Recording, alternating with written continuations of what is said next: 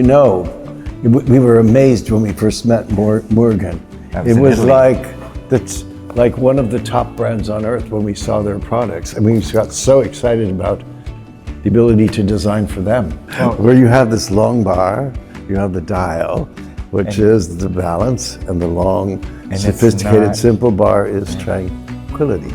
So it's not a intervention in the environment that you live in, or that you work in, or that you socialize in. It's not an intrusion.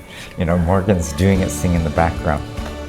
I think that in a weird way, it's a very luxurious product because it's so simple.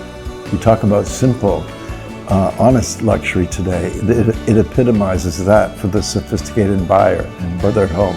Something that is quiet and all-knowing in its own way. So if you look at the product itself, just as I mentioned earlier, just the touch, the rotary dial. You know, and the rotary dial in itself, graphically, is friendly in its own form, the circle. But there's purpose and function to that rotary dial because it's easy to operate. A lot of people have a fear of this sophisticated level. How do I operate it? But immediately when we did this MODO, this wonderful product here. Oh yeah, it is so intuitive.